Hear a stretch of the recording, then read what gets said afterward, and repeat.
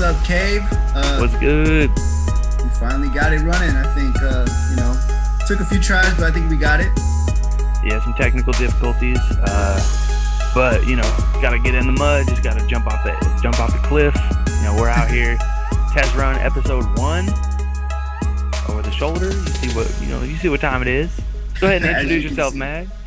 But yes, it's your boy Groovy Mike, aka Groovy Ralphie, aka the Groovy One, aka Babushka Boy.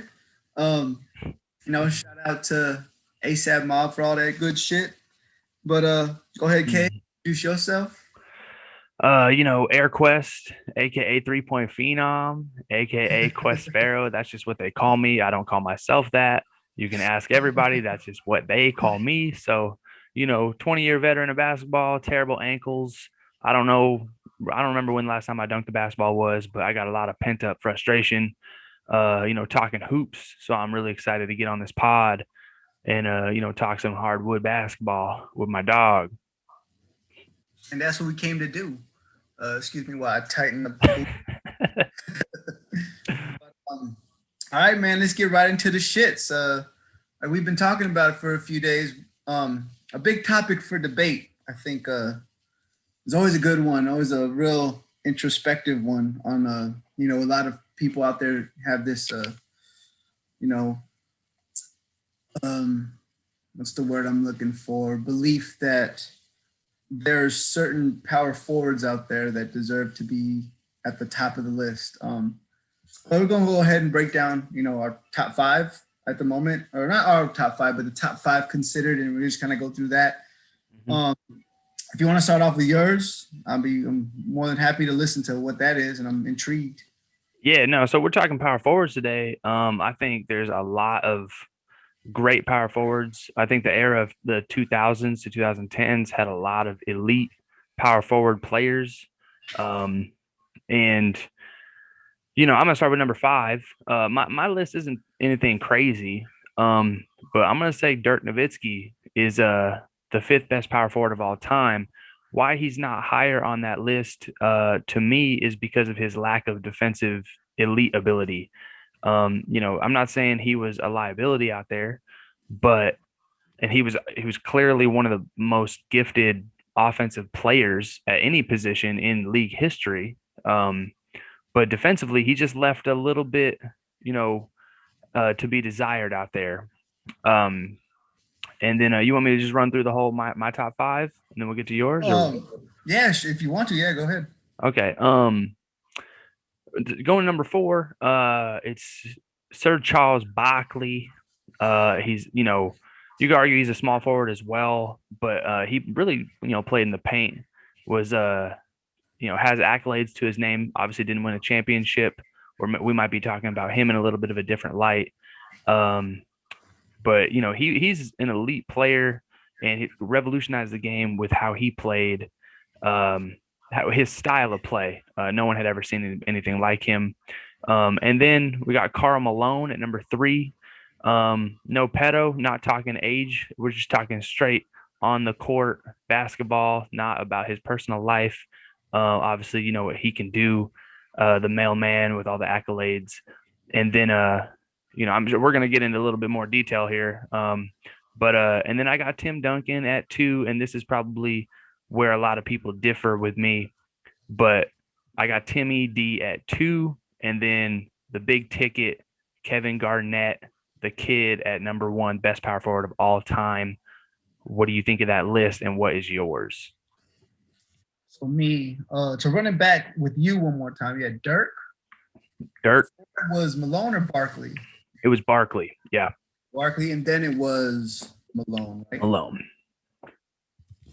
Malone. And then now you had Duncan and Kate as yours, right? Yes, sir. So me,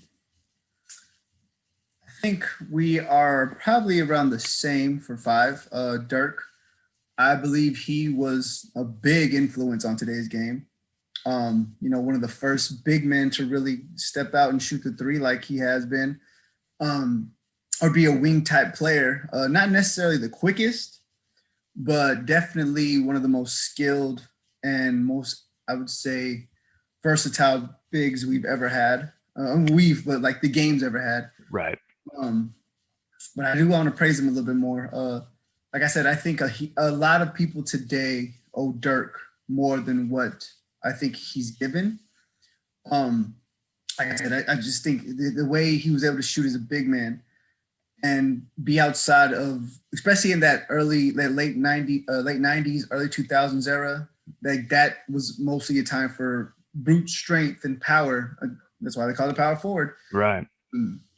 To be dominant down low and not necessarily be out in the wings. They always especially at that time, they wanted you to post up along with the center. I mean, granted, I think as a power forward in that time, they wanted you to maybe have somewhat of a mid-range jumper, but not necessarily shoot the three. They wanted you down low banging and getting boards and being a presence down low.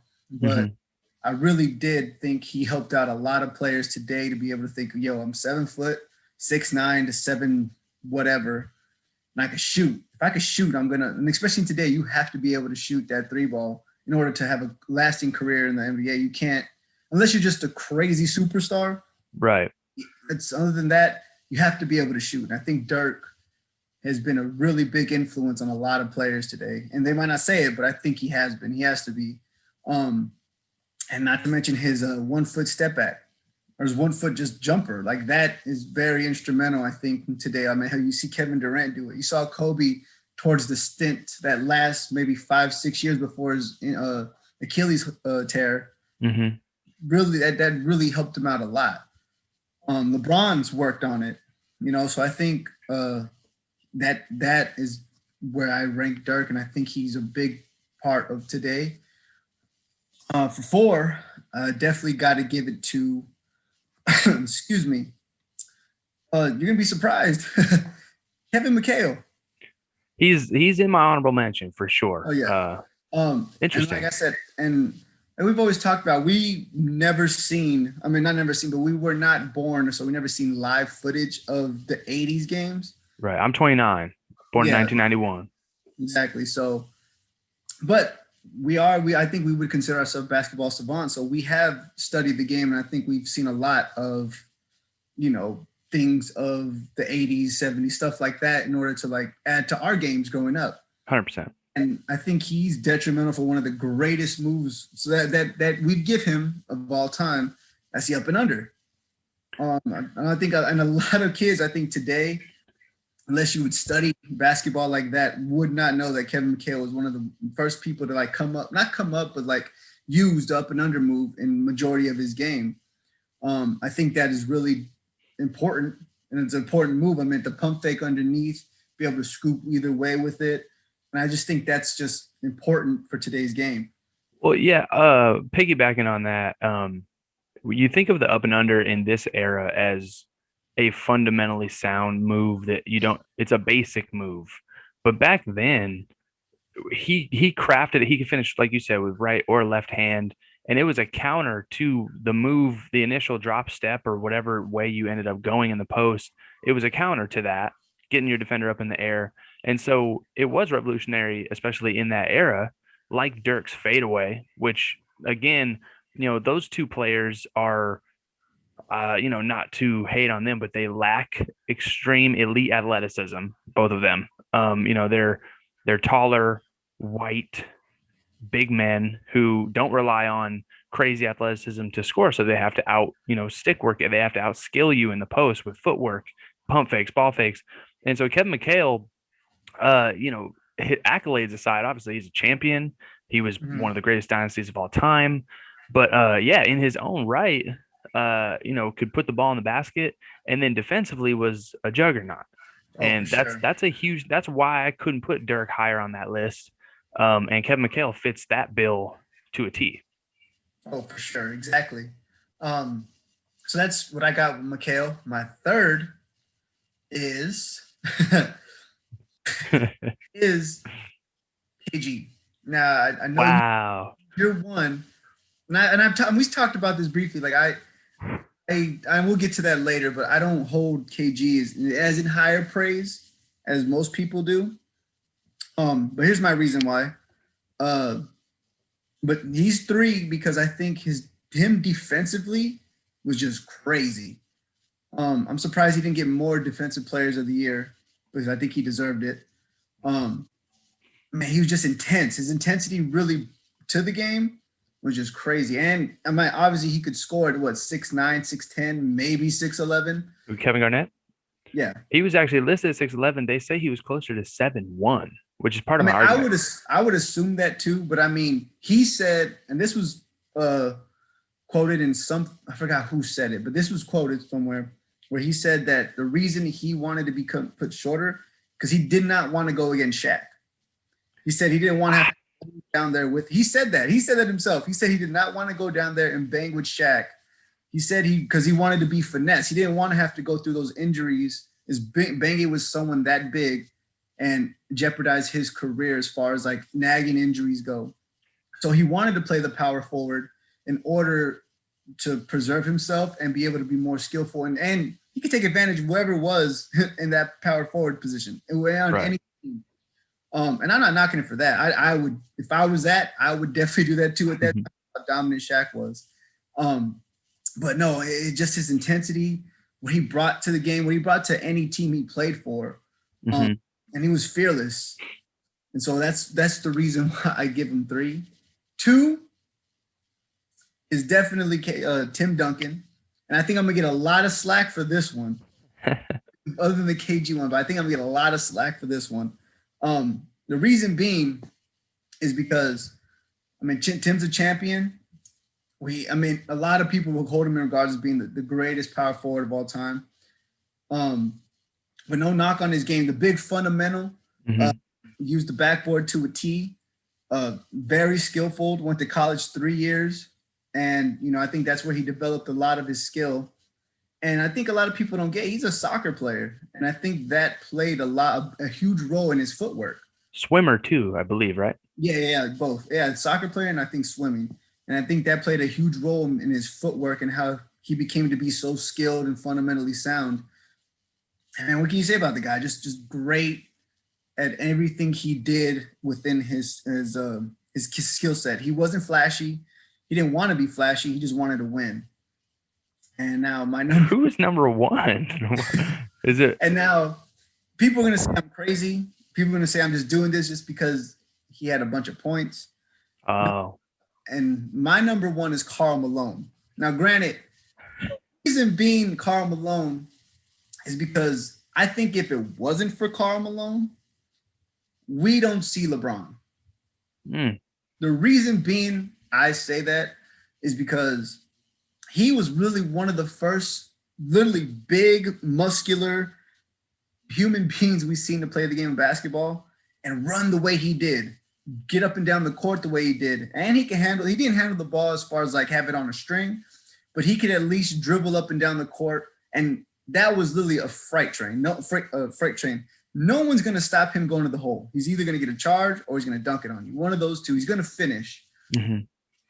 And I guess people could say, oh, we had John Stockton, one of the all-time leading assists, like one of them. Okay, cool. But he still has to put the ball in the basket. And you don't get that way just from a bunch of assists. Right. And I think Karl Malone's game as an individual was crazy. And like we always say, what if Jordan would have had a 3? What if Karl Malone would have had a 3? I think we're talking about a totally different person. And I don't put the stigma as far as like him not winning a championship up there. The only reason being is because it is a team sport. He did give it his all. He was an MVP one of the years. I think he won 2. Was it 2? Yeah. I mean, like I got the accolades. I can pull those up, but two-time MVP. My bad for not knowing that. But it just adds to the argument, though. You know what I mean? Like, no, definitely, and especially in an era where Michael Jordan could have won multiple, more than 5. Right. But no, and I think his skill set today. I don't think for how big he was, and if you put him in today's era, we talk about all these players averaging 40 or something that in the past if they were in today's game. If we're going to say that about those players, like Paul Pierce says he would average 40, all this and that, what do you think Karl Malone would average? He's just too big, too powerful. I would say he would be Shaq in this era, if he was put in this, for how big and dominant he was. I don't think he gets enough credit for that.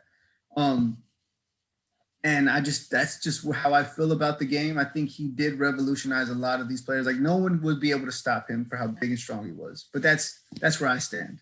Well, yeah, no, let's break that five down a little bit. Obviously similar lists. Our only difference was Barkley and McHale at four. With Karl Malone, and we'll talk about KG a little later. Because I'm not letting that go. But with Karl, I think you bring up a good point. I think he was pound for pound one of the greatest scorers in NBA history, obviously.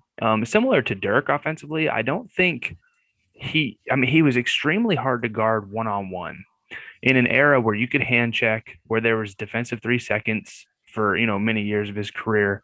And I personally do knock him like his total career down a little bit because of he did have John Stockton as a 1-2 punch his whole career basically, and then Jerry Sloan and being in a good system. He just happened to be in the Michael Jordan and Hakeem Olajuwon era. But Dennis Rodman couldn't really guard him one on one. He still got his numbers when so he dominated in an era where it was extremely hard to dominate with power. So in this era, I would compare, like Shaq likes to compare himself to, like he's Giannis. If Shaq was in this era, he's Giannis but bigger and stronger. That's what Shaq said. I think Karl Malone is a mix between LeBron and Giannis. Karl had and Dirk, like he's a fascinating player because of his brute strength, his defensive ability, his the way he could score. He had that little midi pull up, and like you said, he's a freight train going to the rim, and would finish on dudes, and then would hit free throws. Longevity plays a big part in career accolades. With the MVPs, in the Western Conference, finals, getting to the finals. Extremely productive career, and then obviously being on the all-time scoring list helps. But why I can't put him above KG and Tim Duncan, which is I'm going out on a limb saying KG's better than Tim Duncan. You're really going far out on a limb by saying Karl Malone's better than both of them. Because Tim Duncan's basically the consensus number one power forward ever, regardless if we agree with that or not. And we're obviously all these dudes on this list. We're not saying any of them are bums. That's not this episode. But Tim Duncan, I want to talk about him for a second. Before we get into him or KG, that he had the most career accolades out of anyone on this list. And so when you were making your list and you're looking at all the great power forwards of all time, how much stake did you put in career accomplishments like championships and all-star appearances and that kind of stuff compared to just like raw skill, the eye test, remembering how good and dominant they were on both ends or how lack thereof if they couldn't play defense or whatever? How did you kind of balance the scale of how much kind of credit you put into career accomplishments? Because clearly Tim Duncan's probably number one just off of pure accolades. Oh yeah, correct. I'm looking at the list right here. Tim Duncan and Karl Malone are damn near neck and neck, in my opinion, if you take away the championships. But I didn't put too much into accolades for the simple fact that I think that championships, I've always thought this, and I think you can agree too, were always based on team. Yeah. Look at Barkley. Barkley was one hell of a player. And you could say that Phoenix team was probably the best team he's had. It was the best team he's ever played for. Mm-hmm. But it was still a ragtag bunch of players compared to the greatest player of all time, next to one of the greatest sidekicks of all time that we consider, and surrounded by just great shooters. Mm-hmm. So I think that team is a big factor in championships. Look at the Pistons in '04. There was no all-star on that team when they won a championship. So I think that team matters and who you are around matters.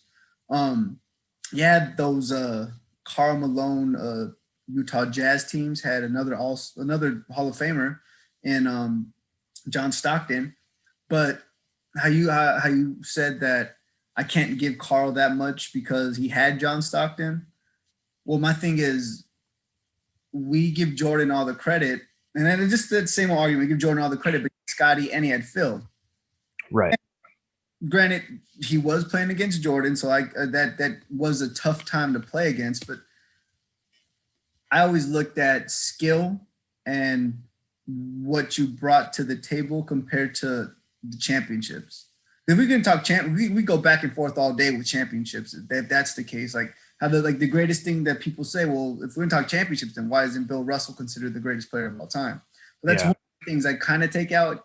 You could put into consideration somewhat, but I try to leave that out just for looking at the individual players' statistics. So that's why I put a Malone up top, because I just feel like just his presence and his built, especially in that time also, where they wanted you to be a power forward and they wanted you to bang down there. I mean, I'm pretty sure there's been times where Malone had to be on Shaq. Mm-hmm. You know what I'm saying? Because of how brutally strong he was. So that's just why I put it there, and that's why I put him at the top. And like I said, that 2 and 3 for me anyways, can go back and forth between Duncan and KG, but that number 1 spot is definitely Malone for me. Is the career points, what's the real defining factor? Like if you had to kind of choose one thing over like all the other guys that Karl Malone has on his resume or in his game, what makes you put Karl definitively over Tim, KG, Dirk, those kinds of players? It was definitely not the career points, because those That's next longevity. yeah, that and those next few definitely. I'm pretty sure if you look at their averages, all for the top 5, well, except for probably McHale. Yeah, I think everyone else probably averaged somewhere around 20 something a game. No, Duncan averaged 19 or 18. And that's just, I mean, when you're playing when you're damn near 40, your numbers are going to go down. That's going to go down.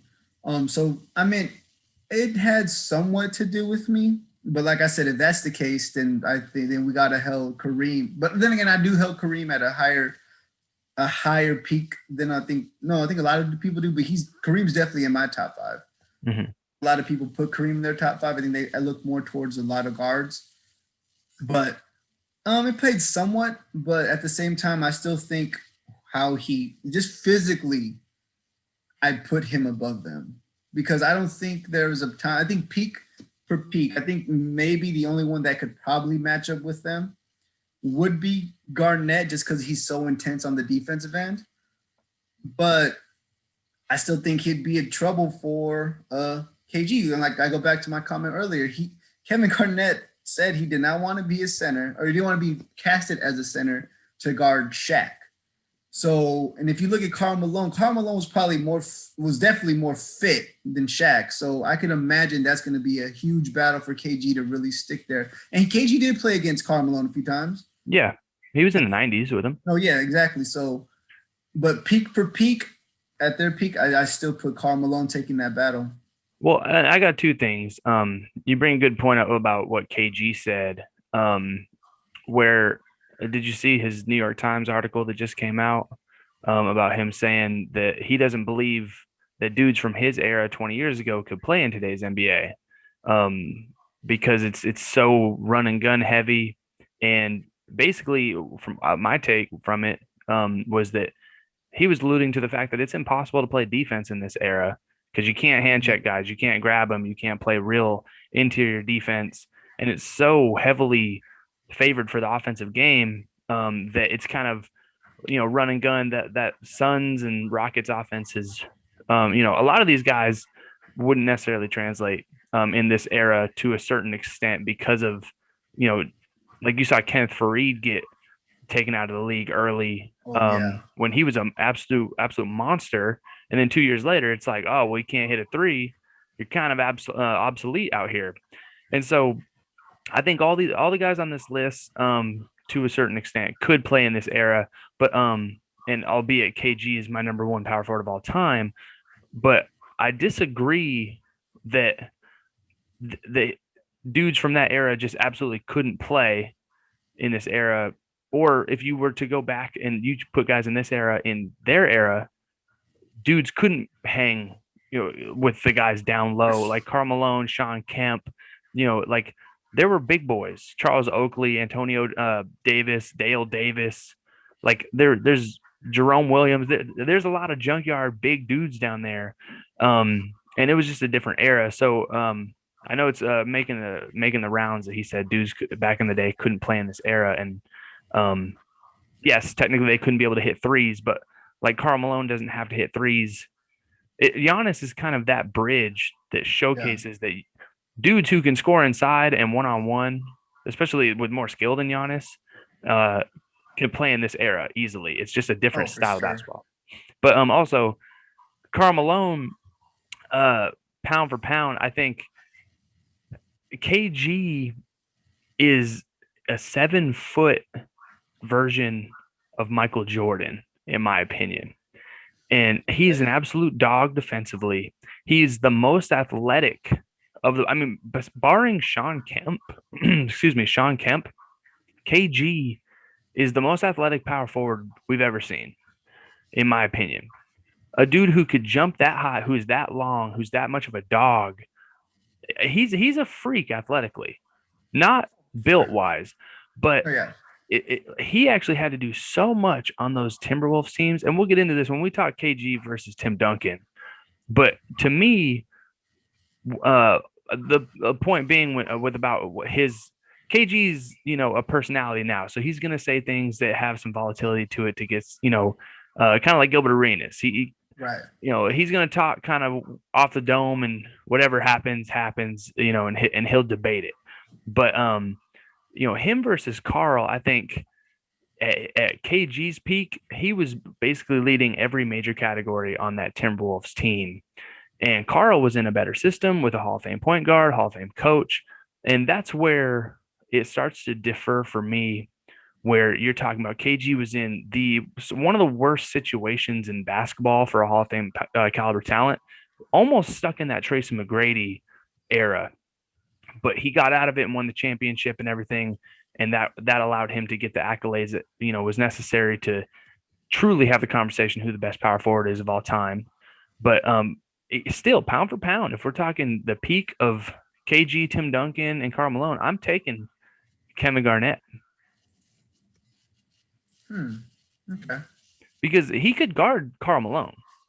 I mean, No, his no, no. length was I'm really not. effective. Yeah, I'm not saying he couldn't. I'm just saying he's gonna have a tough time. And I think Carl would have a tough time against KG as well. I think if you have him out, KG's playing more of what I would say, where he also, I guess you could credit to him too, to handling the rock out in the perimeter. You could credit him to that too, because I mean, I'm pretty sure we've all seen that clip where he's with Team USA at a Team USA practice, and he's just taking the guards down. Yeah. That one on one drill, right? Yeah. Mm-hmm. And he's shooting threes. He's doing all this and that. So I would say if we got that, I would say maybe he'd have a quick first step on Carl. Right. But that's just me. But also, I think that we've never seen Carl have to guard someone out that far. Maybe there is film. I yet to have seen it. I just don't think if that was the case, I think that'll be it. But I just don't see that being the better of the two, if that makes sense. You mean I still just him being on the wing, having that quick first step. I still don't see that being, because Carl might give him one good one, and he might just be like, oh well, I don't know if I really want this. But then again, that's just all what if at this point. Yeah, and I think because we saw Carl on that Lakers team, late in his career, and that was sort of the bridge to that new era where you had the Dirks and you had this, 6'10", 7-footers stepping out and hitting that deep midi. And at that point in his career, he was a little bit too slow and built to really be able to guard anybody out there. And so, yeah, he would get burnt like toast, in the mid 2000s. But Carl in his prime never really had to face, a spot up shooter in a sense, um, like a Dirk or a KG or a Duncan. And so I do think he would struggle with KG. But I think KG's length is what gives me the edge over him and his athleticism. Because, like I said, KG was arguably 7'1" with long arms and a quick second bounce. And so I Right. think he would be able to disrupt Carl. Well, it's ironic because again, Carl's going to get his. I'm not saying KG's going to shut anyone down on this list, just like I wouldn't say anyone else would necessarily shut down anyone else on this list. But because you had KG went up against Dirk, and Dirk was on fire that one series against KG, and I know a lot of people might point to a specific series where so and so baked him for 30 a game or whatever, and there's analytics that you can always pick and choose to make your argument or try to hurt someone else's argument. But I think pound for pound, I think Kevin Garnett would be able to disrupt Carl more than Carl would be able to disrupt Kevin because of Kevin's versatility that we had never seen before going into the league with, out of high school, and with his speed, athleticism, length, and then hard work and skill. Uh, KG was a complete package to me. And I think if you put him in a different situation outside of Minnesota, and he ended up getting like the biggest contract of all time, up to that point, you put him in a different uh, position on a different team. And then I think, again, sort of like why Duncan's on this list, just, you can't debate Duncan being on this list because of his accolades and everything. I think KG, we're talking in a whole different light. We're talking arguably best of all time, in my opinion. So I'm just looking up some quick stats. Karl Malone's career averages 25 and 10. KG's, and he played 19 seasons. And he didn't miss the playoffs any year he went. And KG's are 17 and 10. And he only played probably 2 more seasons than Karl Malone. And KG went back to Minnesota, and KG came out of high school, wasn't a polished product. I think KG, I mean, clearly Carl had a more polished career in the right position. And but not that to is mention, like interesting you to said, hear. the high school thing. I think that does play a role. I mean, hell, if Garnett were to have stayed, say he went to the college of his choice at that time, and maybe he would have, but when you're ready, you're ready. But say he would have went to college, maybe he get a little more girth on him. But even we saw over the years, he didn't really grow. But let's just say he did. And then now we're talking a whole different KG. You know what I'm saying? Like, right. He does win multiple championships instead of just the one he did. But that's neither here to say. That's a good point that he did come out of high school and he was able to, be as productive as he was and be one of the first to be successful. Yeah, he set that trend, which ended up, allowing that path for a lot of other players to be able to make that jump. It's easier to make that jump when you're a 7-foot freak athletically. Oh, for sure. Definitely. You saw a lot of players make that jump who are more physically inclined, but then I think the difference between the guys who made a career out of high school and the guys who didn't was their ability to actually work hard and develop the skill necessary on their own. Kobe, Tracy, KG, but then you got the Gerald Greens and the Robert Swifts, and you have the guys who are physically, they got it, but they don't have that drive, that work ethic. And I think one thing that sets Kevin Garnett apart from a lot of the people on these lists is that drive. It's that burning passion to get better. And whether you agreed with his trash talking or not, like you said, he was one of the most fiery competitors of all time. And he had that dog in him off rip, when he got in the league as a young, skinny cat. And he just kept getting better and better in an era where there were so many good power forwards too. Him and Duncan's era is crazy deep. No, for sure. And I think that level of power forwards does kind of get slept on. Just for the simple fact that at that time you had Kobe, you had Tracy, you had, guards like Iverson, Steve Francis, so I think a lot of the power forwards get slept on because these guards did amazing things. Mm-hmm. I'm saying, so I think that's why I think a lot of people only look at a few, like the ones we're talking about. I don't think they look at it as its entirety.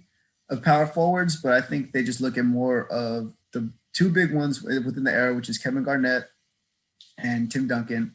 But there was a bunch of fantastic guard play that, gets overlooked by that because that was the more flashier play. Right. And can we give like Chris Webber some Well, kudos? Well, do you want to get into our honorable mentions? Yeah, let's talk about a couple of these dudes who should have made this list but didn't. And I want to start with Pau Gasol.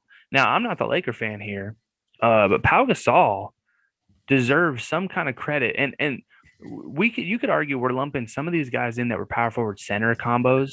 But Pau Gasol, I feel like he did so much in his entire career, especially winning championships, what he's done in Europe and overseas, in the Olympic basketball.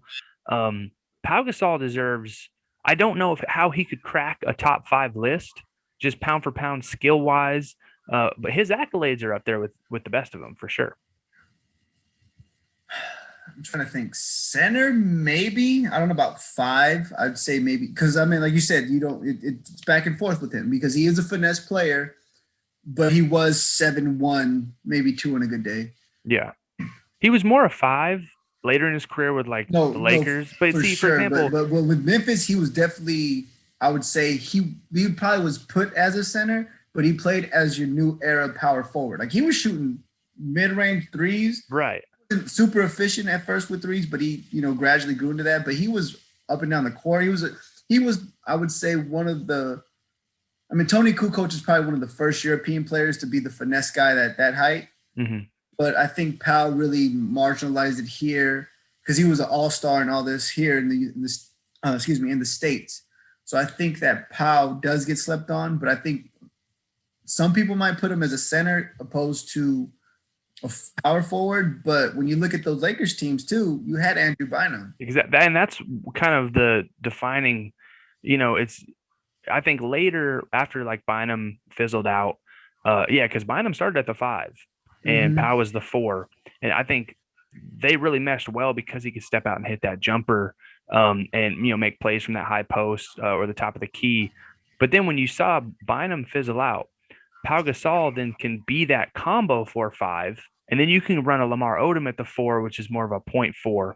And then so it allows you to have your power forward play center, and then then that was kind of the era, it kind of bridged into that next wave of stretch 5s and those kind of combo 4-5s. Right. And so that's why it's a slippery slope, but I personally kind of just see Pau Gasol as a 4. I don't see him. I'm not comparing Pau to Shaq, Kareem, Hakeem Olajuwon, that kind of stuff. He's not that 5, but he is. I would give him that knock of like he was. I'd say he had the frame of KG as far as like being thin and slim and tall. Mm-hmm. Not the athleticism, but he was thin, slim, and tall. And I would say that, to your point, that, you could interchange him. So I think that when you take Bynum out, obviously Pau's going to be your center, Lamar at the 4. But we don't really consider Lamar Odom a power forward. Right. Especially in this conversation. But you could put him there. Then you could possibly even put Kobe at the 3 at that time, just because if you wanted to go small, or with Trevor Ariza, either or as just wing players, because you could put them at 1 or 2 or 3, but that's Kobe, so you're going to keep Kobe as the 2, but you could interchange that, and then Fisher at the 1.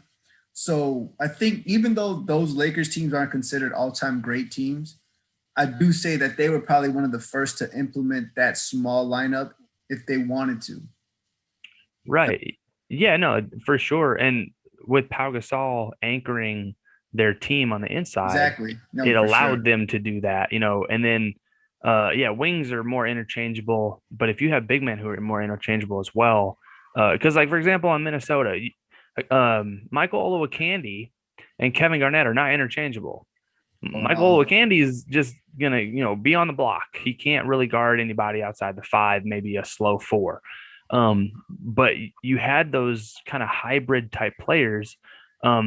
And again, a couple others, not to just keep harping on, Pau Gasol, but some of these guys do deserve some credit. Pau Gasol, but the Chris Webber, Jermaine O'Neal, Chris Bosh. Like there's a Dennis, lot. Dennis Rodman. Hey, Dennis Rodman. like even I think Anthony Davis does deserve some kind of credit. Um, you got a bunch. I mean, hell, Well, actually, be in there, but these are just honorable mention. These aren't.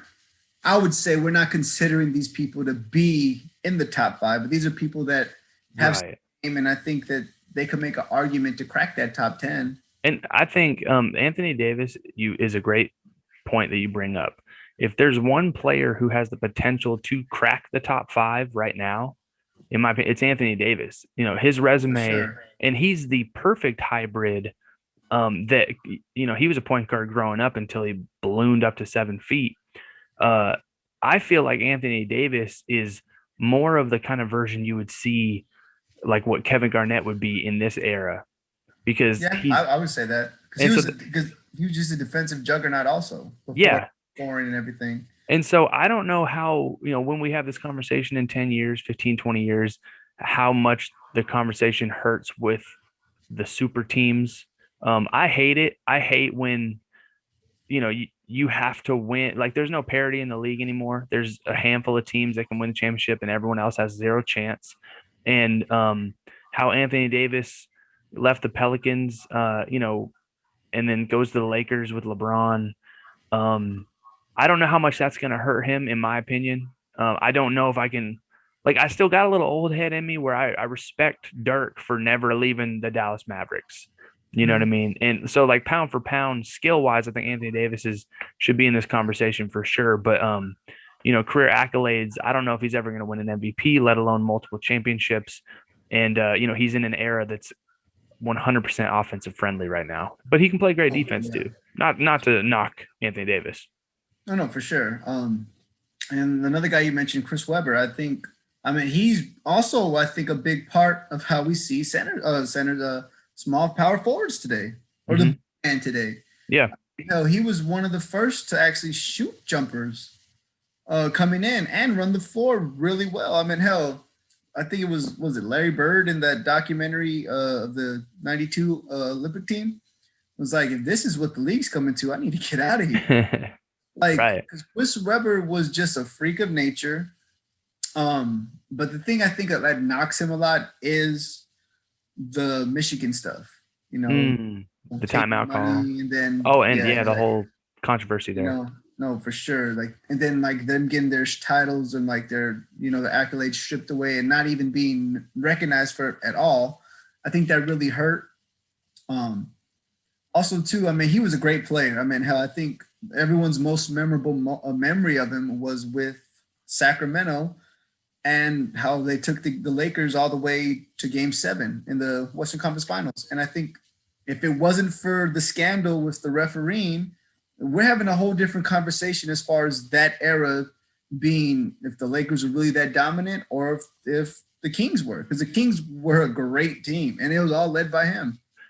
Yeah, Chris Webber was the anchor of that team for sure. And that team, we could argue they should have won that series, should have won a championship that year. Would that have broken up the Lakers, or made the Lakers double down and say, "No, we're gonna stick our feet in the mud and we're gonna even win more championships." Who knows what ripple effect that would have had if they would have won a championship that year?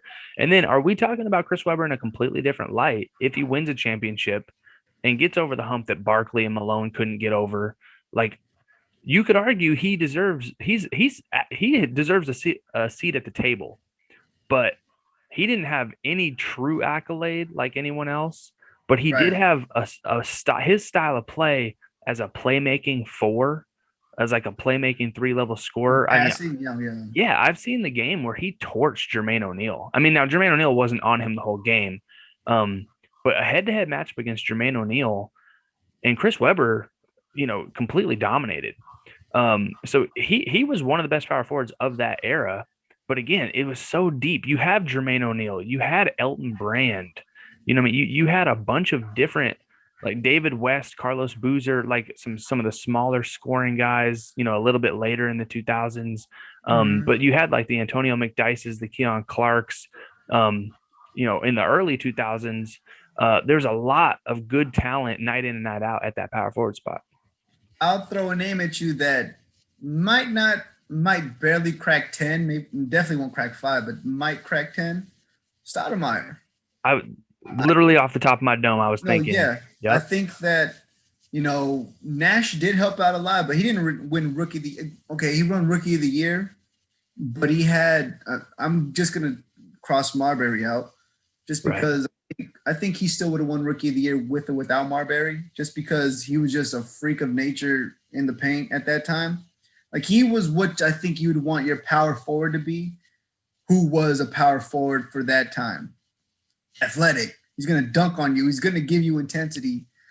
At the beginning of his career, yeah, he couldn't shoot, but I think he figured that out once his first knee surgery happened. Because Hmm. even his first, like, yeah, because he had a few knee surgeries, but he was still able to maintain his athleticism until probably those later years with the Knicks. But no, he was able to shoot the mid range after he really figured that out. He was able to get to the basket. He's going to dunk on you, and of course, Steve Nash helped. I think Amari deserves a lot of credit for both of his MVPs that I don't think he's given Mm, credit for. Because every time you talk about the Suns, you never really bring up Stoudemire right away. You always talk about Steve Nash and D'Antoni and all this and that. And that's cool and all, but I meant Stoudemire was the leading scorer. Someone had to put the ball in the basket because we saw Nash work with another great all-time player, who's in our top 5, Dirk. hmm. That Nash was nowhere compared to what he was when he was in Phoenix. So I think Right. that Amari played a huge role in what that was. You know what I'm saying? And I think that slept on a lot. And then when he went to New York, he still averaged like 25, 26 points a game. Yeah, no, I think Amari Stoudemire had the potential to be in this top 5, hands down. Um, Again, if you look at injuries and situation, he was in a perfect situation, for a handful of years, and then in the latter course of his career, injuries really started to take a toll, and he wasn't in a good situation anymore. And so, you see these guys put up, nice numbers early in their careers on bad teams. Chris Bosh on the Raptors, for example, and then he sacrificed to win championships on that big three. But Amari, yeah, when you think of that Suns team, Nash needed to pass people the ball. You even might even say Sean Marion's name before you said Amari's because of what he Right. could do on the court. But Amari was super slept on and underrated because of, especially like you said, once those athletic freaks get injured and they have to figure out other ways to kind of score outside of their just pure God-given athleticism, then they can get real dangerous. And so you have like Dirk Nowitzki, Pau Gasol, Kevin McHale. You have certain dudes who have limitations their whole career because they never had that athleticism. So they had to learn early on how to use footwork, how to use ball fakes, and everything else. But when you give a guy with elite athleticism and then you give him the tools and then they do develop into that great, you know, skillful scorer, I think Amari was well on his way to doing that. And we could easily be talking about him in that top 5 if he didn't get all those injuries, with his knees, his eyes, and everything. And then he goes to that Knicks franchise that's just an awful mess. And Oh, he was yeah. never going to win in there anyways. And so Oh, you put, then with Melo, that oh man, it was a disaster. You put Amari with Nash for 20 years.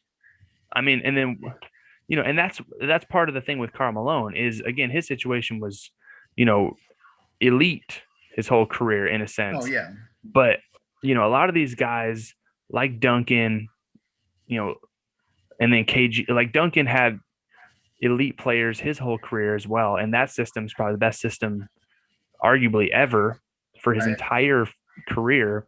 But then, I think it's smart of guys like KG, in a sense, to get out of that culture and then winning that championship on that resume.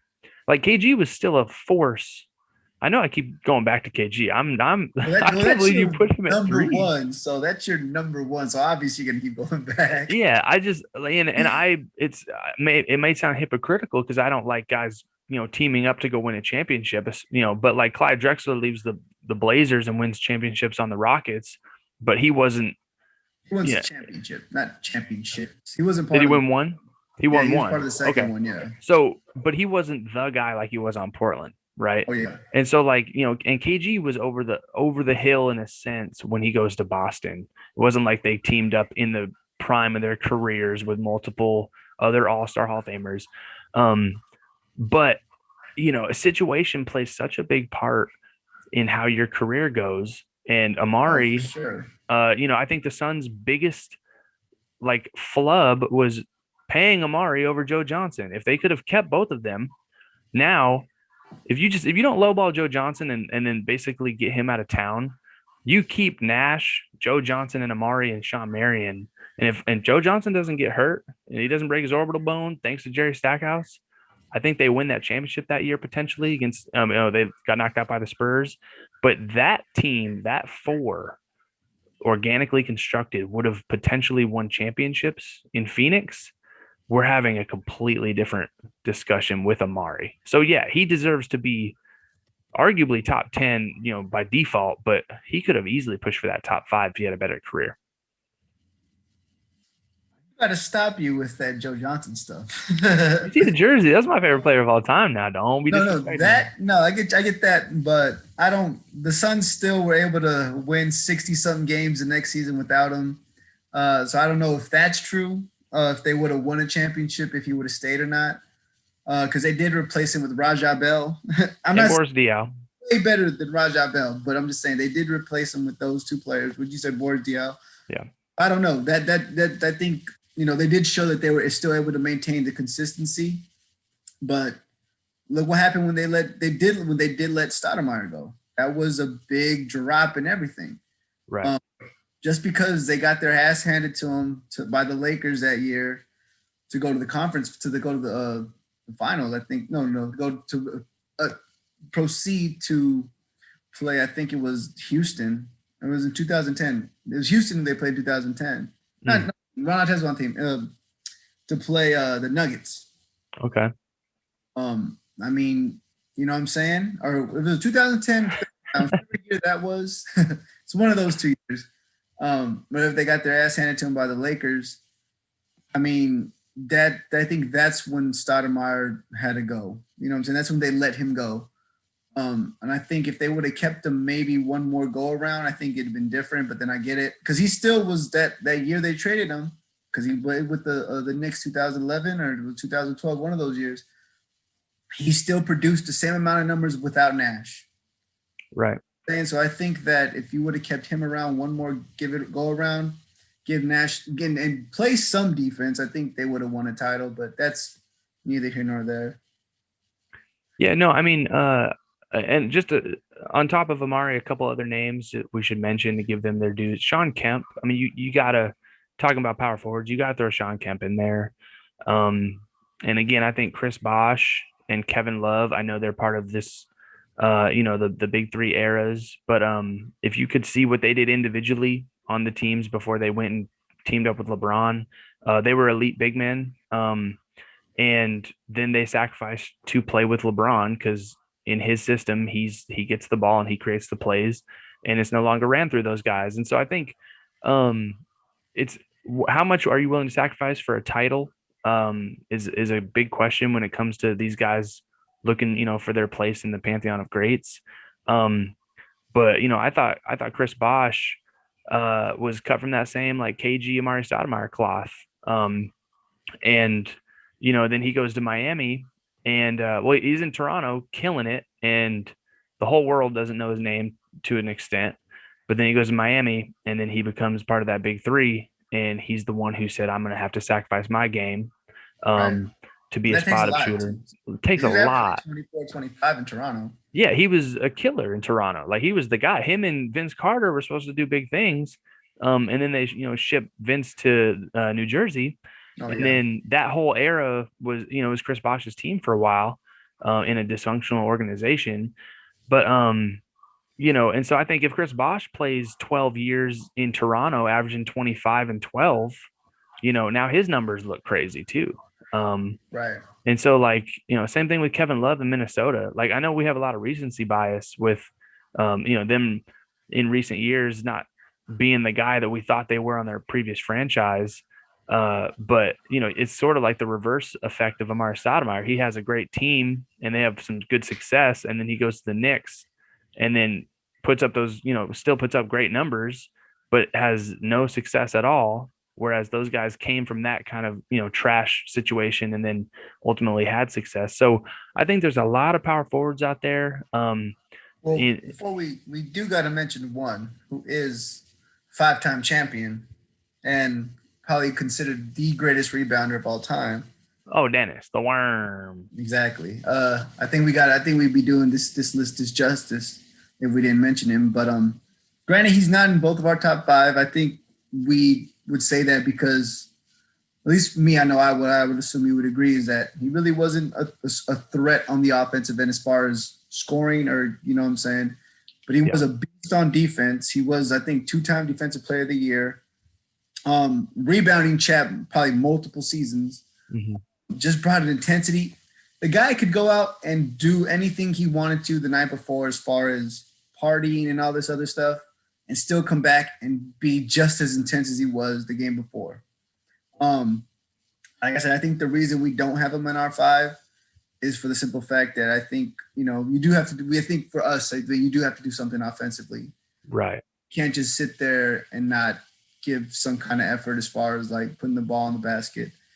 I think that goes for a lot of players. I would assume like a lot of people that would put these top fives together, you have to do some kind of offensive scoring. Which is all about rebounding and stuff. I think then he'd be number one for sure if it was just all about that. But no. Well, and one thing about the Worm, if I'm constructing a team, I may choose Dennis Rodman over some of these guys. For sure. If because what his role was so crucial to team success, and not just in Chicago, in San Antonio and Detroit, he was even on a Laker team for a little bit.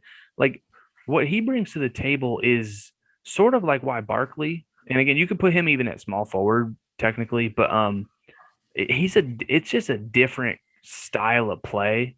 And if you're looking for a power forward to just play his role, he's besides Kevin Garnett, maybe, he's the best defender as a power forward. He probably is the best defender. Yeah, in the sense that he just because he was able to stop Shaq multiple times. Right. So you have the best defender and the best rebounder. He's the best at both of those categories out of any power forward ever to play the game. You're willing. He even frustrated Jordan when he was with Detroit. Right.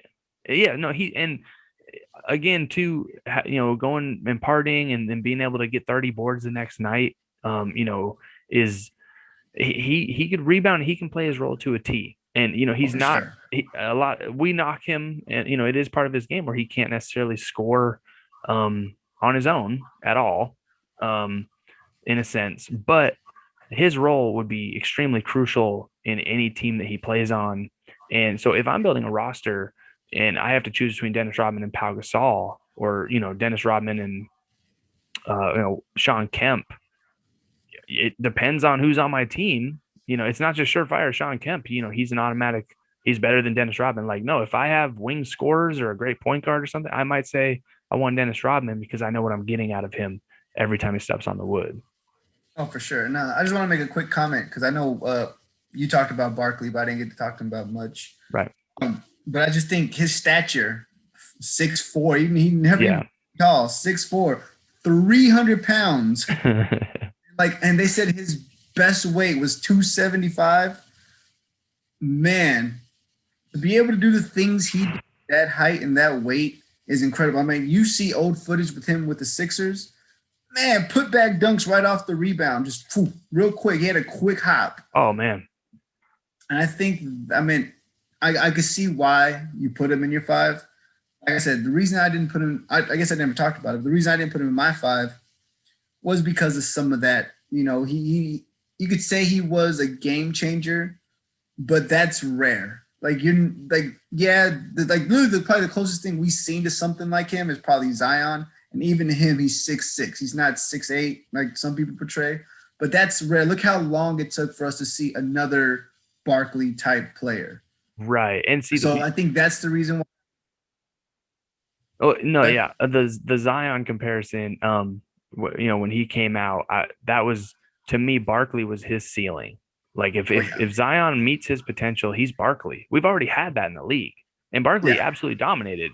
And then Zion, his floor to me was Rodney Rogers, who was an athletic freak in college, and then turned out he was a good pro. But yeah, Barkley had his second little pogo stick, put back dunks, Oh, and the ridiculous. way he could position his body to rebound, it's yeah, he was incredible. And now, pound for pound, going up against the rest of the people on this list, he would it would be interesting, to see him in his prime going up against Dirk Nowitzki.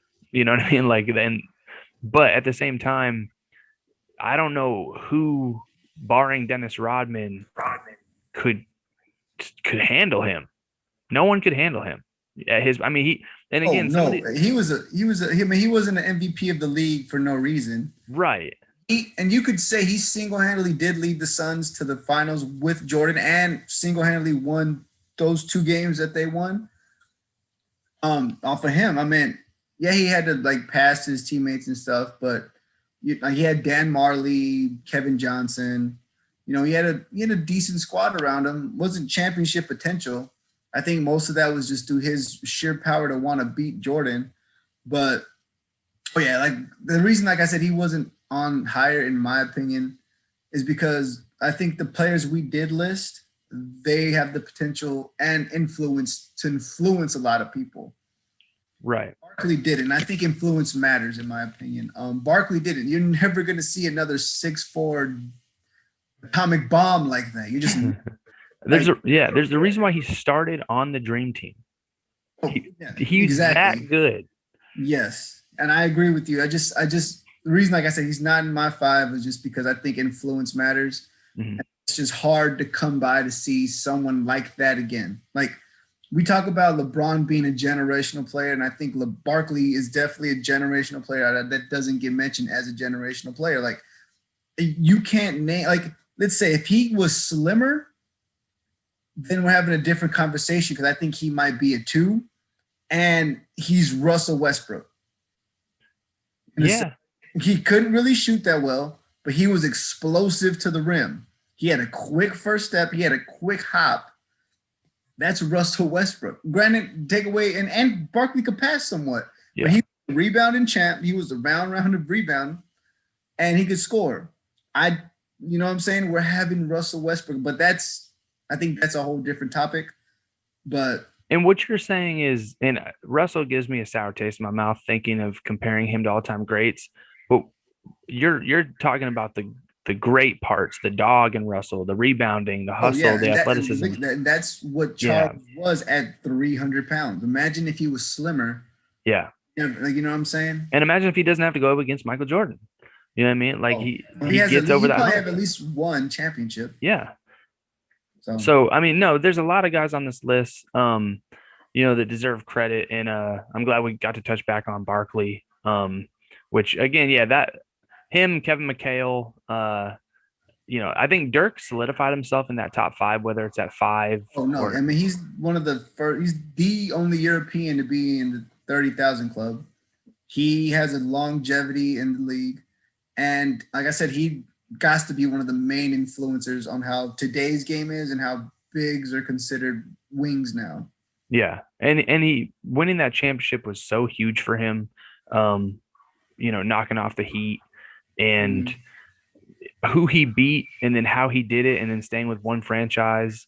And then just he's got one of those unstoppable, that Dirk fade is one of the most unstoppable shots in the history of the basketball with the sky hook and Jordan's fade, and some of these other players. Mhm. The only knock on Dirk was just his lack of elite defensive ability. But Yep. I don't want to say he was a liability, but and his offense surely made up for it, regardless if he was a liability or not. But yeah, I just can't put him up there with KG and Tim Duncan, and Carl because of the lack of the defense. Oh But yeah. with KG, if we're talking him against Carl or Tim Duncan, he did win a Defensive Player of the Year award, which Tim Duncan never got over the hump with. As Oh great a yeah. defender as he was, KG actually won Defensive Player of the Year. Um, And, so if you want to jump into KG versus Tim, we can do it. Let's get right to the shits. In my opinion, so obviously, KG is my number one power forward of all time. And I think he could do everything Tim did, but with more athleticism and in a completely worse situation almost his entire career. Um, but you put Tim Duncan over Kevin Garnett. Why? Well, I think that being an offensive threat matters. I'm not saying KG wasn't, but like I said, the averages are damn near the same as far as Tim Duncan averaged 19, Kevin Garnett averaged 17, 17.8, 18, 19. But as a overall, I'm looking at it right now. Tim Duncan definitely had more 20-point seasons than Garnett, and that matters to me. And like not fully, but it does. And I think in order to be considered that, you have to be able to be of a real offensive threat. And winning matters. I mean, before, and we could say the system that he played in with Pop and all that. Pop didn't win until he got Duncan. So we could also say that. The system also moves around Duncan itself. Duncan's played with won 2 championships with David Robinson. Then he went to won another 3, with a different cast. But one thing stayed the same was him. And I think that is important to mention, that Duncan was probably the reason for the system. Because look at granted, the Kawhi last year with them, if Zaza doesn't come up under him and they win the title, then we're talking differently. Then I think I placed Tim somewhere different in that list. But as of now, it's proven that Pop isn't really much without Duncan. I mean, that's kind of blatantly obvious that he's not much without Duncan. So as far as system goes, I know we've talked about that. And like, if you put KG in that system, does he have 5 championships? I know you say, yeah. Me, I don't know. I would have to say no, because then we could go back. Well, what if we put Dirk in that situation? What if we call Malone in that situation? Well, okay, let me spin it though. What if we put Tim Duncan in Kevin Garnett's situation? Is Tim Duncan doing what KG did on those Timberwolf days? And then let's look at the types of players that Kevin Garnett had around him. He had, for a long time, the best player he had on his team was either Tom Gugliotta or Wally Zerbiak. The time he took them to the Western Conference Finals. He had Sam Cassell and Latrell Sprewell. And I remember seeing him in Houston's in downtown Phoenix. He was flirting with the waitress or the hostess, and I walked up. That's KG. I turned. Trenton Hassel's standing right there. I'm like, this is Trenton Hassel. Like, the Timberwolves are in town. If Trenton Hassel's your like 4th best player on your team, no knock on Trenton, but KG didn't have a squad almost his entire career. Like I said, he led his team in almost every major category. I believe, I don't have the stats in front of me, but he was one of the only players to ever do that. And to me, yeah, the argument of, if you put KG on that Spurs squad, do they win 5? You put Dirk on there, you could interchange people into a better situation. I think they may still be that good. But if you put Duncan on those Timberwolves teams, I don't think he doesn't have Tony Parker and Ginobili in a system that's proven to work with a coach who knows how to make adjustments. I think Duncan still puts up his 20 and 10, but Garnett could do so much more with less, in my opinion, with his athleticism, with the dog in him, and the way he played defense. I'm not saying Duncan's a product of his environment entirely, but I think KG had so much more to his game than and so much less to work with. You disagree? I do.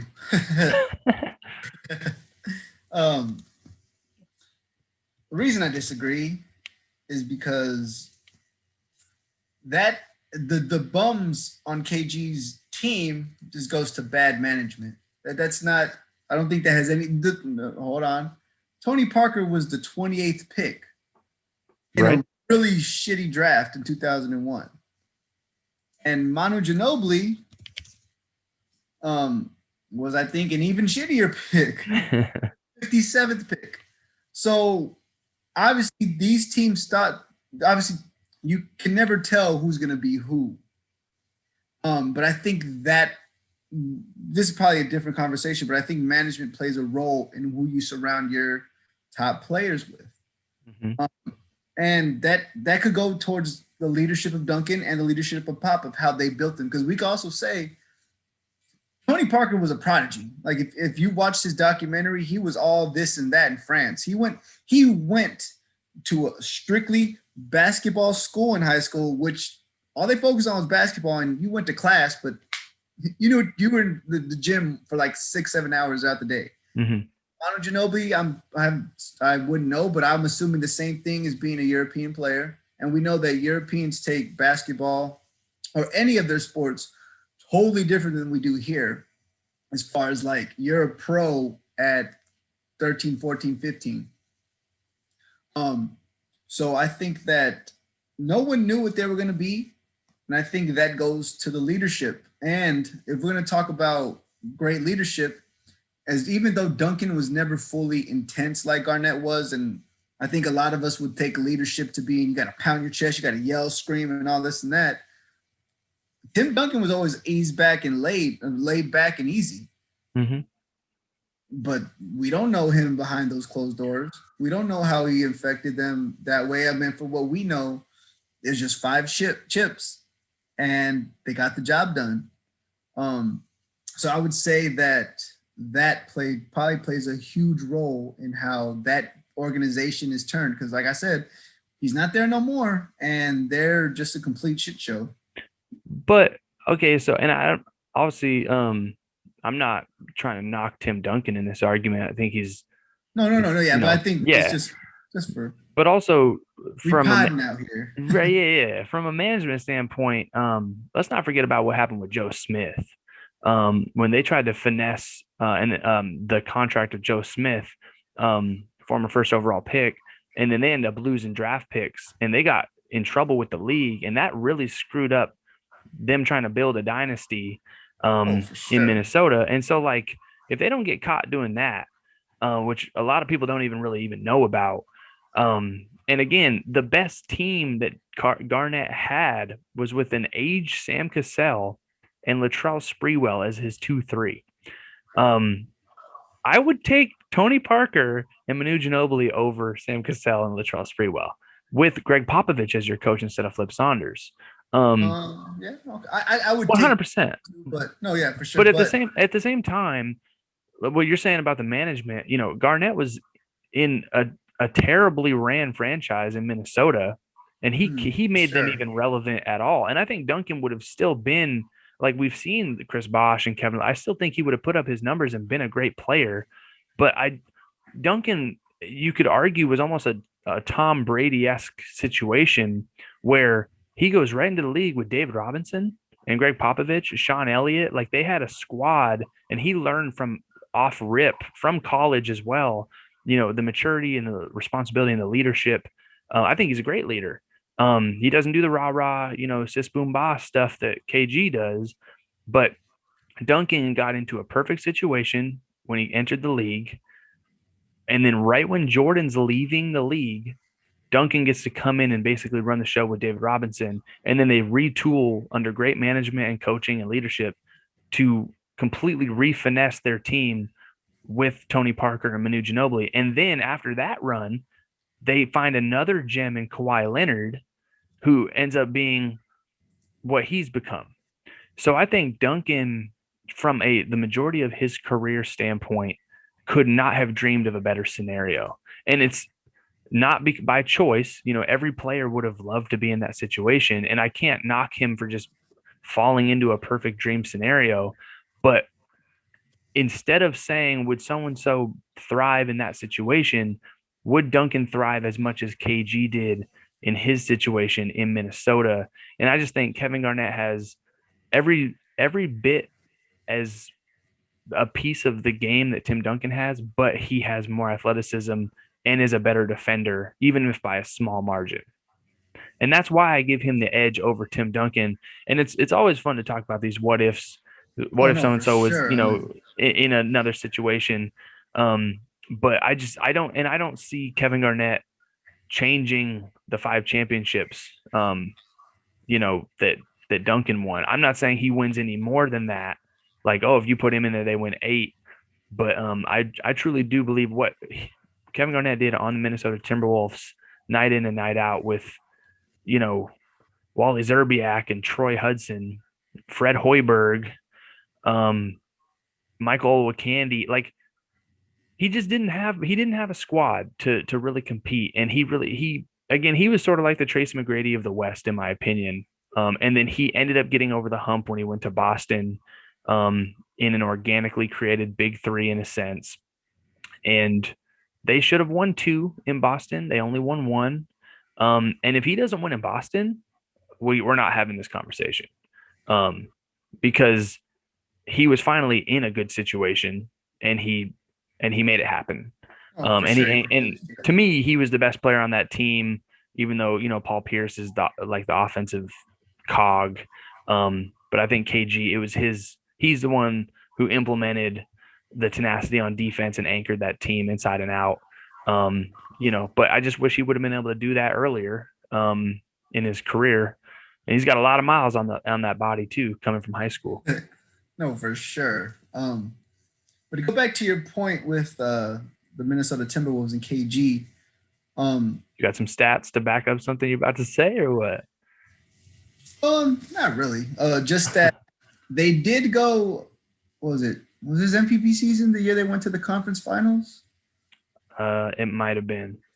And It probably was. that was 04. Then they lost to the Spurs. I'm just saying, I think Tim Duncan might have got the better of him. But look at the teams. If you want to go roster to roster, um, again, Duncan Latrell Sprewell was nice. We can't sit there and act like Latrell and was not was just a scrub. and he was great. But And he this also was before Mono was Manu. Like this was way before that. well, Manu was coming into his own, and he was the 6th man in a sense, early and late in his career. But I think just from the way that organization is ran, if you're just like, and we talk about how important coaching is, and one of our test runs, we talked about Doc Rivers. Maybe we can revisit, on another pod. But how important is coaching when you're making in-game adjustments, especially in a 7-game series against a team where Kevin Garnett is the guy on Minnesota, as good as Latrell was, and as good as Sam Cassell still was. Garnett, everyone knew Garnett was getting the ball. Everyone knew Oh, for Garnett was sure. the number 1 option. And Tim Duncan's not a slouch defensively, obviously. So you have Tim Duncan, and then you have the whole Spurs organization knowing KG, we got to stop him. Um, it makes it a little bit harder when again the management puts him in a position with the team he has. You look at that roster top to bottom, you're taking Spurs 10 out of 10 times. Oh, no, for sure. And I think, man, we all know that Kevin McHale has a lot to do with that. I mean, it was mostly his fault that he did under the table deals. Yep. So, and that's KG's mentor. So, And he's your number 4 power forward of all time. oh, because we're talking because we're talking about play. We spoke about this all the time. Like, just because you were a great player doesn't necessarily mean you could transition to management. And Jordan is the epitome of that because he is a shitty GM and a shitty owner. But yeah, no, I mean, Kevin Garnett was given the short end of the stick in Minnesota. And he's my favorite power forward of all time. And I think he's easily, it's not easy. He's the best power forward, but it is a debate between him and Duncan. But if we're going to choose one, see, if we're going to choose one, are you taking, if you're going to start your franchise, are you taking Karl Malone over them? Or are you just, for this list on this pod, are you saying Malone's the best power forward of all time? But who are you taking if you're going to create a team around a power forward? Who are you taking? If we're going blindly and not knowing their stats, or excuse me, are we knowing their stats? Like, or like their accolades and all this and that. Yeah, not prospect wise, but if you know what you're going to get out of a guy, and you know their skill set at their peak, like who are you building your team around? Duncan. Okay, And the only reason, like I'm saying, is because I'm seeing now with the Spurs is nothing compared to what it was with Duncan there. And granted, he's on the bench now. I mean, he's helping out what he can do, but it's totally different being a coach compared to being a player. And we said that he may, even though he's an assistant, I don't know if he's a great coach. I don't know if that's true, known to be true, because they're not doing great with him. right. And like we've said before, being a player is totally different because you could have impact on the game. As a coach, you can't. All you can do is give your knowledge, give your strategy, but the players have to go out there and execute it. But and they don't have any horses anymore though. In the Duncan eras, Oh they've no, for had sure. horses. Him and David Robinson, the Twin Towers, that was when you go from that to him, and then they find these gems, these European gems in Parker and Ginobili. And Duncan is your independent variable that never changes. Like that's a recipe for success. And again, it, Sure, it yeah. shows how good Duncan was. But it's sort of like the Trace McGrady, Kobe Bryant debate, where Tracy's playing with bums his whole career, and Kobe's in a perfect situation with the best head coach of all time when he wins.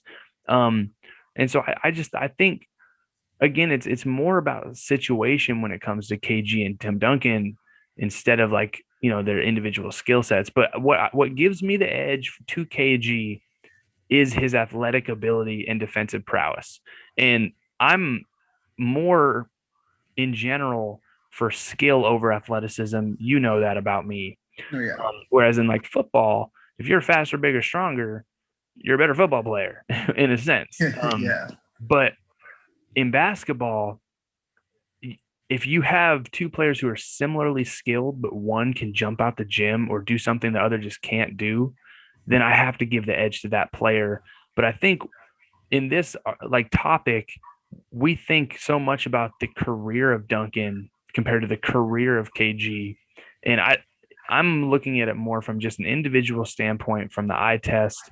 And I thought KG brought more individually to the game in a just an awful situation than Tim Duncan did in a comfortable, buttery, cozy snickerdoodle situation in San Antonio.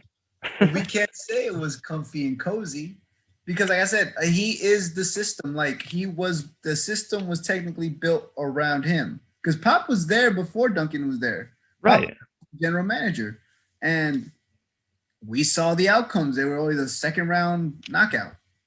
And once we got Duncan, and he finally kind of established himself within 2 years. Granted, the first championship, yes, it was a lockout season. That just is what it is. If we're gonna give LeBron that, we can't knock KG or can't knock Tim Duncan for that. Mm-hmm. But the next one, I mean, David Robinson's there. They win again.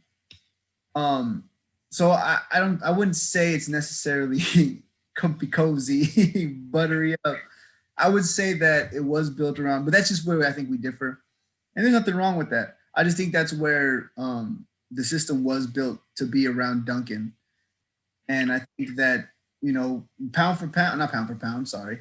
But I do think comparison of both KG and Duncan together, I could see where you would go with that because I think as a coach too, I'd go for the more athletic, more intense player, but can't sleep on the quiet ones as we see that he was just as much of the killer as KG was. It's just, different personalities. Well, okay, I'm gonna just throw out his teammates on his MVP season. Garnett, he won MVP. I looked it up. I had to get the stats for this. That's He won fine. MVP in 03-04. He averaged 24.2 points and a league high 13.9 rebounds, 5 assists, 1.5 steals, and 2.2 blocks. Basically doing whatever the team wanted him to do, he did. And he wins MVP. Uh, they signed a plethora of free agents. But his roster for that team, Okay, like now, this is where the argument kind of stops for me. Sam Cassell, who at that time, Two-time champion. but at that time was Two-time champion. super old, and he ended up becoming an all-star for the first time in Minnesota at such a late age. Um, Trenton Hassel, my dog, who I saw in person, Fred Hoiberg, Troy Hudson, Irvin Johnson, and I'm not talking Magic. Okay. He's the starting center. Mark Madsen, Oliver Miller, Michael Two-time Olowokandi, champion. Michael Olowokandi, Latrell Sprewell, and Wally Zerbiak. Knucklehead. So that squad like team, like they're good five with Sam Cassell, Wally Zerbiak, Latrell Sprewell, Kevin Garnett, and Irvin Johnson or Michael Olowokandi. Who's the number two option on that team? Is it Latrell or is it Wally Zerbiak? All I heard was 4 championships on that team. And that's the problem. Kevin Garnett doesn't have, if I pull up the Spurs roster from 0304, I'm pretty sure you would take that roster. Shall I do that? For sure. No, you can't. And like I said, I think we already know who's on that roster, but go ahead. You could name them all. But for the listeners, and so, but while I'm looking this up, how do you feel about that roster constructed? Do you think that's a championship roster? I heard 4. That's all you're hearing, and that's what I'm saying. But you're saying that Sam Cassell was an all-star that year. So, and then I think who made him an all-star? Considered an all-star type player. Granted, let's take the knucklehead situation out of it. He was still, I think, averaging maybe somewhere between 18, 19, 20 points a game. Spree, you're talking about? Yeah, that year. I would assume, just because I know he was a pretty aggressive and dynamic player. Sam Cassell's no slouch. Like I said, he won 2 chips with a pretty, you could consider one of the greatest all-time players in Hakeem. He was the starting point guard. No, he came off the bench. Either way, he won the championship. He did play a huge part in those championship runs. And constructed, I mean,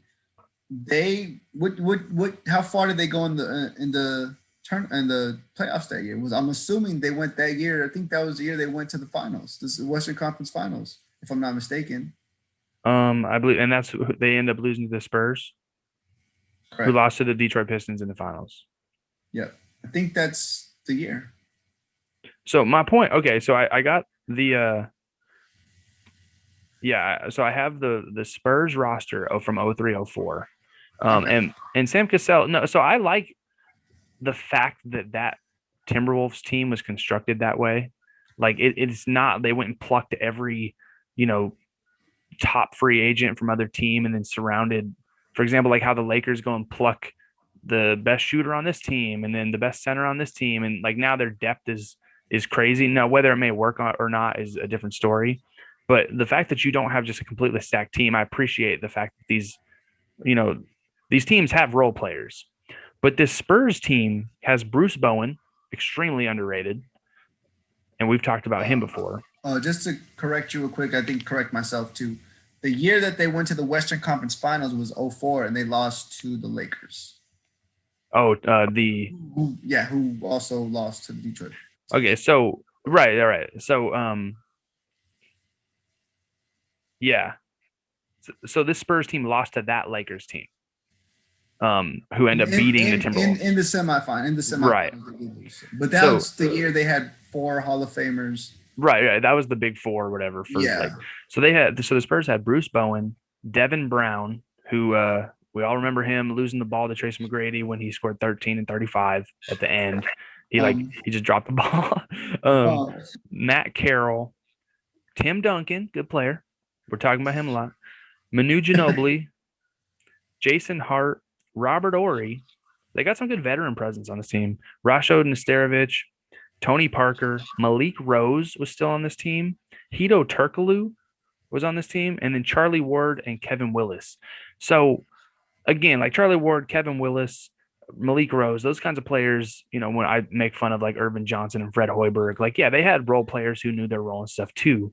But Duncan, I don't want to call it a big 4, but Bruce Bowen was a huge part of that Spurs Oh, no doubt. I success. mean, I would say he was definitely robbed of not winning Defensive Player of the Year multiple times. One of the most underrated wing defenders ever of all time.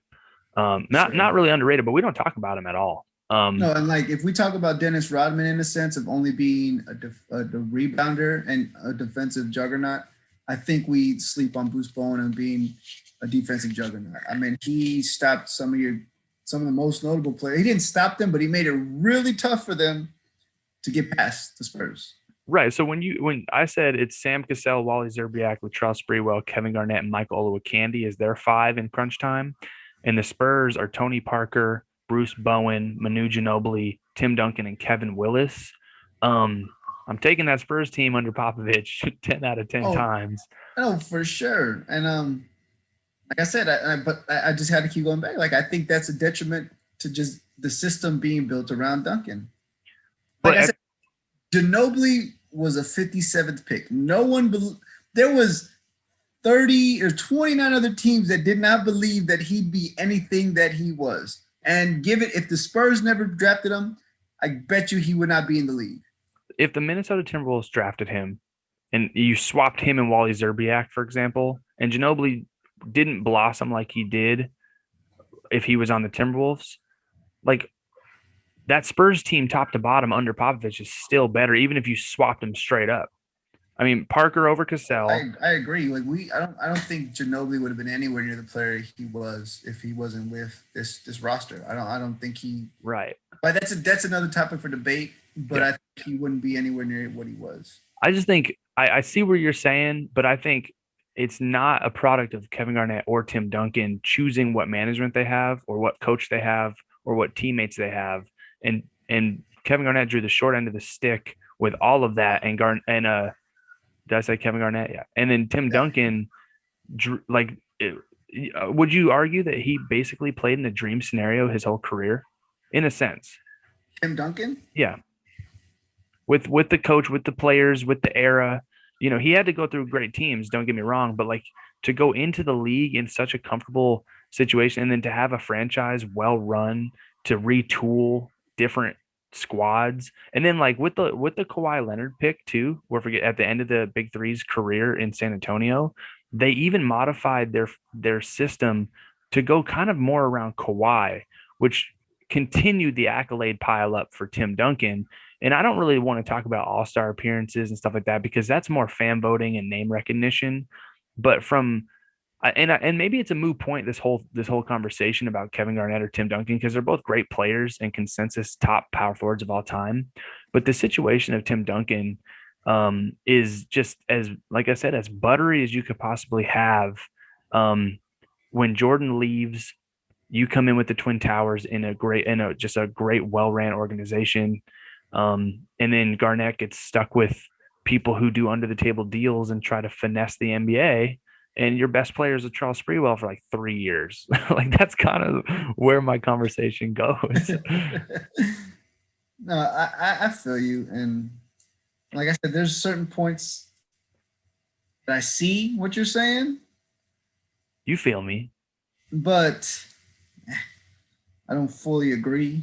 You're taking Carl over both, which is Oh no, ridiculous.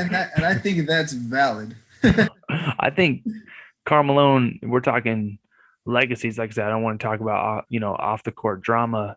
Age ain't nothing but a number for Carl. If we're getting into that, I mean, I think that's just a plethora of stuff that I mean we don't want to get into because that just probably leads to stuff we don't want to. Right. But just looking at a few stats right now, Kevin Garnett's the last year that was considered, I would say Tim Duncan's probably best year was 2013. And the reason being, when they lost in that, if they would have won that finals, if it wasn't for Ray Allen, Tim Duncan is MVP that season of the finals. And he averaged 17.8, which is damn near 18 a game. And he averaged around 10 boards. Now Garnett's averages that year, and he was still with the Celtics, was 14-8. Now, tell me, I just later in their years, and Tim Duncan did play in college. Mm-hmm. So, you know what I'm saying? Like, I just can't. And especially when Tim Duncan was literally about to win another finals MVP. If it wasn't for Ray Allen shooting, that's where I think the differences may lay. Kevin Garnett at that time, they couldn't even scratch to get to the finals in the Eastern Conference, and a conference that a lot consider to be really watered down at that time. Well, I'll say this about that. If, for example, if Garnett would have had the big three in Boston for, let's say, 8 years. But we talk about that. They were all around, excuse me, still that same age of being at the end of their careers. Right. And, But and he had just as much firepower, if we want to say firepower, towards the Spurs. But I think, and one of your points is that Duncan was the catalyst in that offense. That they were predicated on moving the ball and creating open shots through the flow of their offense, which you could argue was through Duncan. And even into the later years, where more went Tony Parker and Kawhi Leonard, Duncan's still a huge part of that. And obviously, he had his his fingerprints on his entire career on San Antonio's offense. And what I was going to say is, if Kevin Garnett played 8 years with the big three of Ray Allen and Paul Pierce, I think Kevin Garnett would have been the first option instead of Paul Pierce being the first go-to scorer, because of Kevin Garnett's ability in his prime. And I don't think he was in his prime in Boston. I think his prime was the early 2000s to 03, 04, 05.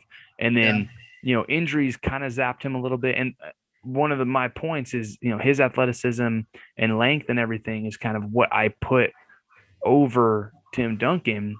And when you have some injuries and you do get older and it zaps you of that athleticism to a certain point, then naturally Duncan can still play the same way he did in 2009 as in 2013 as he did in 2005, whereas Garnett is going to play a different brand of basketball in 05 to 2010 and then even after that. So you're right, and again, that sort of is a situational with a situation where Duncan probably wins another MVP, a championship, another finals MVP is what I'm saying. And then, he would pile up even more accolades. But I think that more is a product of his situation and surroundings rather than him just being straight up better than Kevin Garnett. But I guess you could argue that Duncan was better than him in the twilight years of their careers, the last 3-4 years. But again, his situation was just so, beautiful. And it could have even been better if Ray Allen doesn't spoil that, which is crazy.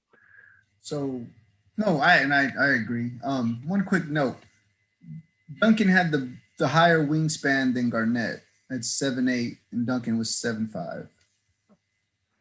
So Garnett's a 7'5", yeah, and Duncan's 3 inches longer. mm-hmm. So okay, Duncan's longer than him, but I will give that Garnett is probably the taller, because you said he was like realistically probably 7'1" compared to Duncan, which I would say Duncan's probably like 6'9".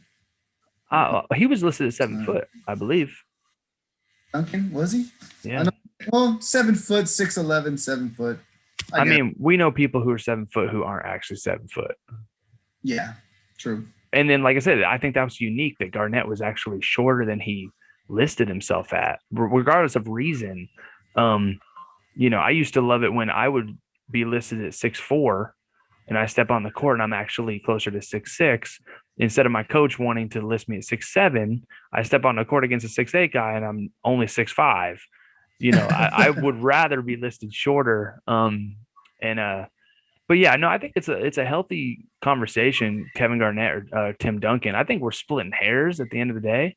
Oh, for sure. And situation to me probably tips the hat for a lot of people towards Duncan. But pound for pound, man, like I wish people could go see Kevin Garnett, like just watch his highlights online, watch full game film of him and what he could do on the basketball court. Like I said, he was more to me like a if Michael Jordan was 6'11", 7 feet. Um, he had that dog in him, and he could do things that power forwards at that time coming into the league and then blossoming into the MVP that he was just couldn't do. He could hit that jumper, he could sky over everybody, he could rebound, he could block shots. He had, in my opinion, no weakness in his game.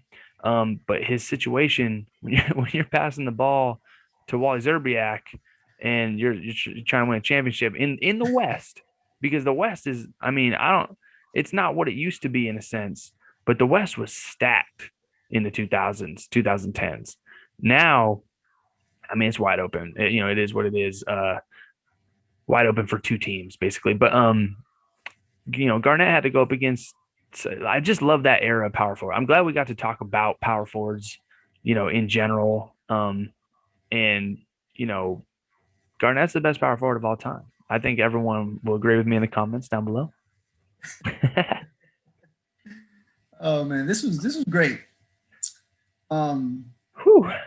yeah, I think we differ from opinions, but it is what it is. I think that's just kind of what it is. But I will give you a quick little stats. The year that they went to the Western Conference Finals, Zerbiak averaged 16.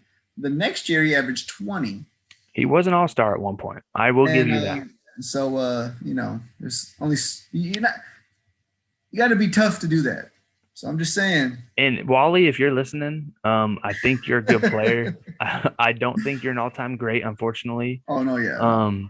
I don't think you were even as good as Latrell Sprewell, who should have taken the money when they offered it to him in Minnesota, and he said, "Nah, I'm going to hold out for a bigger contract. I'm worth more," and then basically doesn't get another payday after that. Oh yeah, and that's his fault. That's all totally his fault. That's like I said, we're talking situational. That's situational on your part where you could have changed your attitude on a whole different. That's a whole different topic. And that's Kevin Garnett's teammates. So that's who he's playing with, and they don't have their own best interest in mind. I advise everybody listening, if you've made it this far, to go watch Kevin Garnett.